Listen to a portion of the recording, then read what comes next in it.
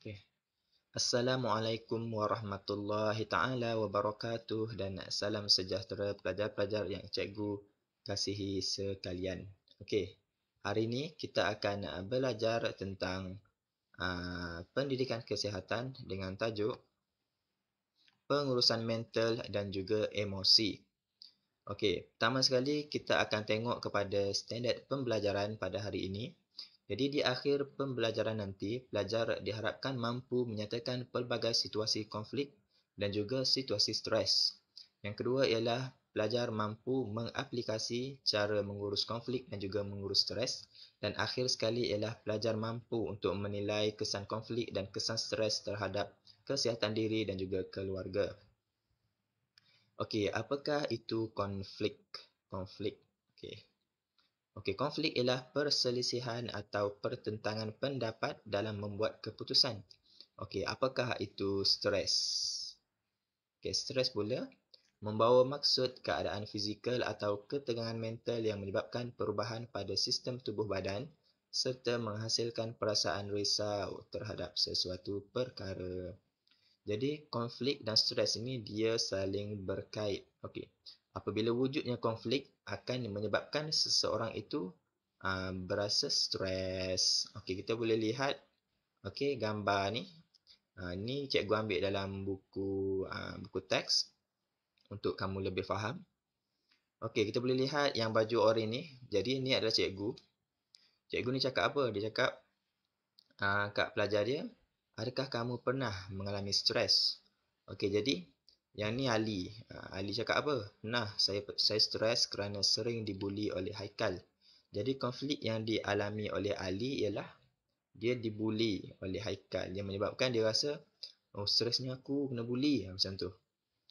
Lepas tu yang perempuan ni pula nama dia Aminah. Okey.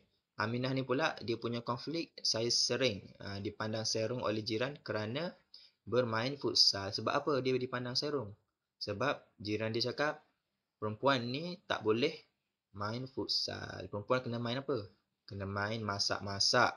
Jadi itu adalah konflik yang dialami oleh Aminah. Jadi yang ketiga, contoh untuk bagi kamu faham lah. Yang baju biru ni nama dia cikgu bagi Ahmad lah. Okey. Ahmad ni cakap apa? Dia cakap, ada cikgu, saya berbeza pendapat dengan ibu bapa saya. Jadi untuk konflik Ahmad ni cikgu huraikan sedikit. Okey, cikgu akan reka satu cerita untuk bagi kamu faham lah. Jadi sekarang ni Ahmad ni dia sedang memilih aliran semasa berada pada umur 16 iaitu tingkatan 4. Jadi dia perlu memilih sama ada aliran sains ataupun akaun. Jadi Ahmad cakap dekat mak ayah dia, mak, ayah, Ahmad nak ambil akaun contoh. Jadi mak ayah dia cakap apa? Mak dia cakap, tak boleh, kamu kena ambil aliran sains. Jadi dekat situ kita boleh lihat berlaku konflik iaitu perselisihan dan pertentangan pendapat antara Ahmad dengan ibu bapa dia. Jadi maknanya Ahmad nak akaun, mak ayah dia cakap ambil sains. Jadi dekat situ dia menimbulkan rasa stres sebab apa? Sebab Ahmad tak dapat nak ambil aliran yang dia suka. Itu adalah contohlah bagi konflik yang boleh menyebabkan pelajar stres. Okey, kita akan lihat kepada kesan konflik dan stres terhadap kesihatan diri. Okey, pertama sekali ialah emosi menjadi tidak stabil dan tidak mampu menyelesaikan masalah. Seterusnya ialah kecewa serta cepat naik darah dan marah. Okey, yang ketiga, rasa letih sepanjang masa, sukar fokus terhadap pekerjaan yang dilakukan, mudah risau walaupun terhadap perkara kecil, sering berasa cemas, sering berimajinasi perkara-perkara buruk akan berlaku. Okey, dekat sini kita boleh lihat kebanyakan poin-poin yang cikgu nyatakan tadi adalah berkaitan dengan perasaan. Jadi sebenarnya stres ni dia akan menyebabkan berlakunya perubahan dalam perasaan. Okey, apabila kamu mengalami konflik, sebagai contoh yang cikgu cakap Ahmad tadi, dia akan rasa apa? Dia akan rasa emosi dia tidak stabil, dia akan rasa marah, dia akan rasa sedih sebab dia tak dapat buat apa yang dia nak. Seterusnya akan menyebabkan berlakunya perasaan kecewa dan dia akan cepat naik darah dan iaitu marahlah. Jadi rasa letih. Jadi apabila seorang tu stres, apabila dia buat sesuatu pekerjaan, dia akan cepat rasa letih. Maknanya dia tak ada semangat. Stres ni boleh membuatkan seorang itu tak ada semangat, marah, sedih dan sebagainya. Jadi apabila dia stres, secara automatik dia akan sukar fokus terhadap pekerjaan yang dilakukan. Okey, untuk pekerjaan yang dilakukan ni kita boleh ambil contoh apabila Ali ni pelajar sekolah. Jadi dia ni, mak ayah Ali ni dekat rumah sentiasa bergaduh. Ali balik sekolah je, mak ayah dia gaduh. Jadi dia akan rasa stres. Jadi apabila dia pergi sekolah, dia punya fikiran, minda dia akan terganggu. Dia akan teringat mak ayah dia cakap itu ini, gaduh apa semua. Jadi mengganggu dia punya fokus semasa belajar. Begitu juga dengan orang yang bekerja. Jadi apabila mereka ada masalah, pekerjaan tu akan jadi terganggu dan menyebabkan mereka mudah risau. Apabila terdapat perkara ataupun masalah walaupun perkara tu kecil. Macam sering berasa cemas, sering berimajinasi tu antara tanda-tanda lah, antara perkara yang berlaku apabila seseorang itu stres. Okey. Itu adalah kesan terhadap diri sendiri.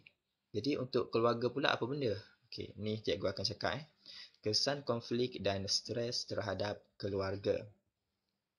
Okey, apabila seseorang atau satu kelompok masyarakat atau keluarga, kita ambil senang sekali keluarga. Jadi apabila mereka mengalami stres dan ada konflik antara mereka, hubungan kekeluargaan akan menjadi renggang.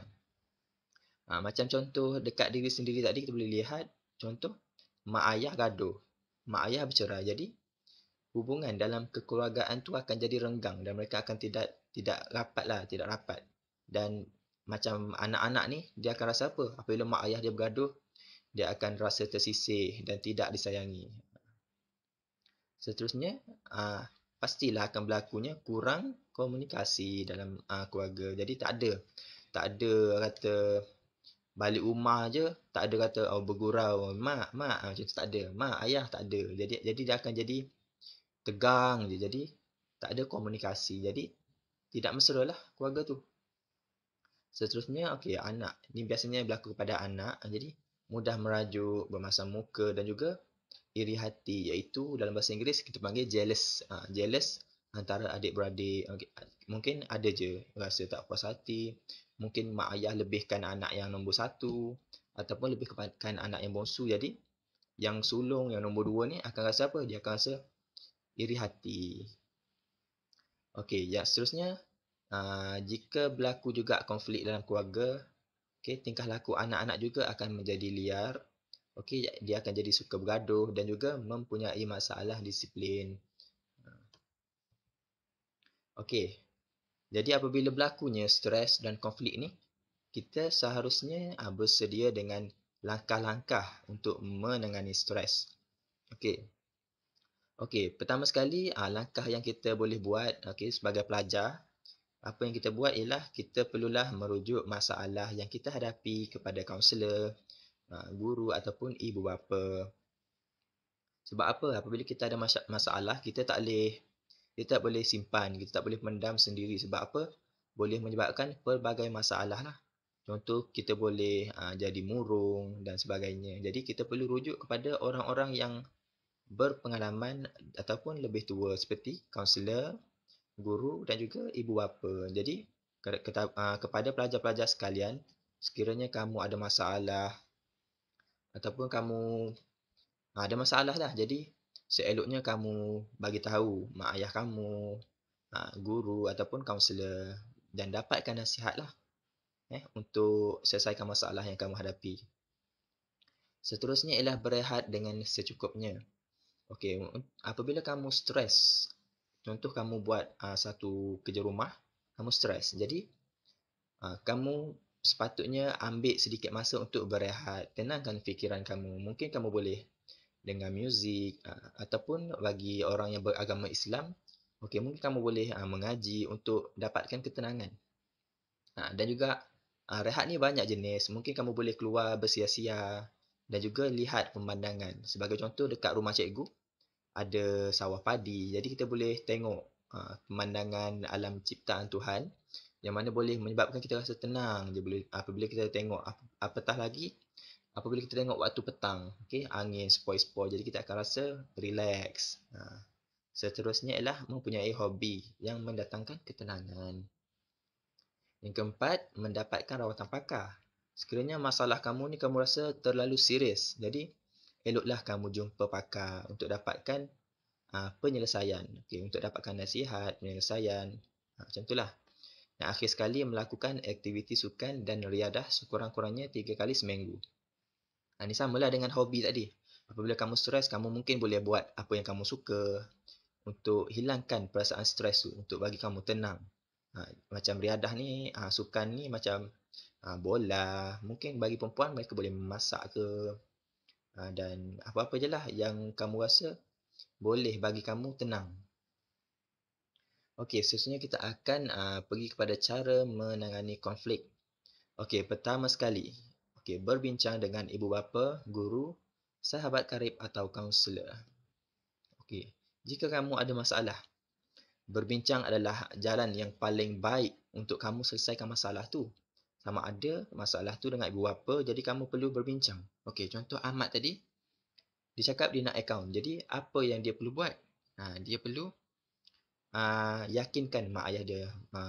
Ahmad ni memang betul-betul suka mengira dan apa-apalah berkaitan dengan akaun, dan tunjukkan dengan mak ayah dia yang dia betul-betul berminat supaya mak ayah dia lembut hati untuk menyokong niatnya tu. Okey, kamu juga boleh berbincang dengan sahabat karib yang mana kamu percaya. Jadi, kalau kamu ada masalah, mungkin kamu boleh cerita dekat sahabat karib kamu. Mungkin dia boleh bantu, ataupun kamu boleh jumpa kaunselor lah. Sebab kaunselor ni seperti yang kita tahu adalah untuk pelajar-pelajar yang bermasalah boleh jumpa kaunselor untuk dapatkan nasihat dan meluahkan masalah lah. Okey, yang kedua ialah berbincang. Macam yang cikgu cakap tadi lah. Berbincang ni merupakan jalan terbaik untuk menyelesaikan masalah. Jadi, tidak perlu kamu bergaduh, mencederakan diri. Sebab apa? Sebab itu adalah tidak baik dan tidak mampu menyelesaikan masalah pun. Jadi, kamu perlu berbincang. Dan apabila kita berbincang, kita perlulah bersikap toleransi terhadap sesuatu isu. Sebagai contoh, apabila kamu bertentangan pendapat. Jadi, antara kamu dengan Ali, contoh. Ahmad dengan Ali, jadi kamu perlu toleransi dan banyakkan bersabar. Contoh, Ahmad cakap, okey, aku nak buat benda ni. Jadi, Ali kena cakap apa? Okey, kita boleh pertimbangkan. Itu adalah contoh toleransi. Dan akhir sekali ialah didik diri sendiri untuk sentiasa menerima hakikat terhadap sesuatu kejadian yang berlaku. Contoh, cikgu meeting. Jadi cikgu cakap, okey, hari ni kita akan buat benda ni, benda ni, benda ni, benda ni, benda ni. Jadi jadi ada cikgu yang tidak berpuas hati. Jadi cikgu tu cakap, tak boleh, kita perlu buat benda ni dan kita perlu ada kesedaran diri. Contoh, idea yang dilontarkan oleh cikgu tadi adalah lebih baik daripada idea cikgu, daripada saya. Jadi, saya perlulah bersikap terbuka dan menerima hakikat yang idea cikgu seorang lagi tu adalah lagi baik dengan cikgu. Okey, macam tu. Jadi di sini ia berkaitlah dengan toleransi, banyak bersabar apabila kita berbincang dalam menguruskan satu masalah. Okey, ini adalah cara yang salah untuk mengatasi konflik dan stres. Cara ni salah dan cikgu wajibkan kamu semua untuk jauhkan diri daripada perkara-perkara ini. Okey, antaranya ialah sengaja mencederakan diri sendiri. Dalam bahasa Inggeris dia panggil deliberate self-harm atau singkatannya DSH. Okey, contoh-contohnya ialah mungkin seseorang tu stres, dia akan ambil pisau, dia akan kelar-kelar tangan dia untuk cederakan diri dia, untuk apa ni orang panggil, untuk menarik perhatian dia daripada sesuatu masalah tu. Jadi, mungkin dia akan hantuk kepala dia dekat dinding, mungkin dia akan rosakkan meja, dia akan tumbuk meja, kerusi dan sebagainya. Okey, ini adalah cara yang salah dan kamu semua perlu kata no. No, no, jangan buat benda-benda macam ni sebab tidak menyelesaikan masalah kamu. Okey, yang kedua ialah terlibat dalam penyalahgunaan bahan. Okey, seperti yang cikgu kongsikan 2 minggu lepas, tajuk cikgu penyalahgunaan bahan. Jadi, ah, penyalahgunaan bahan ni juga adalah perkara yang patut kamu elakkan sebab ia tidak, membantu untuk menyelesaikan masalah kamu. Okey, sebagai contoh mengambil arak, dadah, gam dan sebagainya. Okey, ni bukan untuk menyelesaikan masalah, tapi menambah masalah. Maknanya, jika kamu ambil bahan-bahan ni, okey, masalah kamu tak selesai satu hal, tapi kamu merosakkan tubuh badan kamu sendiri. Sebagai contoh, arak. Arak ni boleh menyebabkan rosaknya saraf-saraf dalam otak yang macam cikgu terangkan 2 minggu lepas lah. Jadi, bahan terlarang ni tidak elok. Jadi, jauhkan. Okey, yang akhir sekali ialah mengambil ubat tanpa preskripsi pegawai perubatan yang bertauliah.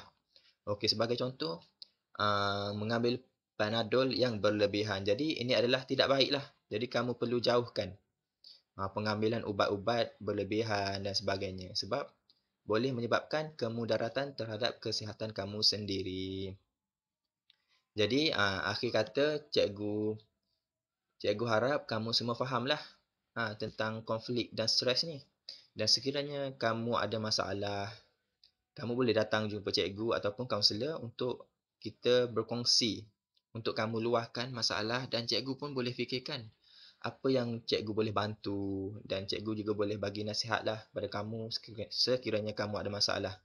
Yang paling penting, sebagai seorang yang beragama Islam, okey, kamu perlu ingat kamu ada Tuhan. Jadi, siapa Tuhan kamu? Allah Subhanahu Wa Taala. Jadi, apabila kamu ada masalah, ingatlah kamu perlu berbalik kepada Dia. Sebab apa? Allah Taala uji kita sebab Dia tahu kita mampu untuk atasi masalah tu. Jadi, kita perlu banyak-banyak bersabar, istighfar dan ingat dekat Dia dan minta doa supaya masalah kamu tu dapat diselesaikan dengan cara yang baik. Okey? Itu saja untuk hari ini. Cikgu harap perkongsian cikgu ni hari ini dapat memberi sedikit sebanyak ilmu kepada kamu berkaitan pengurusan emosi dan juga mental lah, maafkan cikgu. Jadi, jangan lupa untuk jawab kuis kejap lagi. Okey, sekian, terima kasih.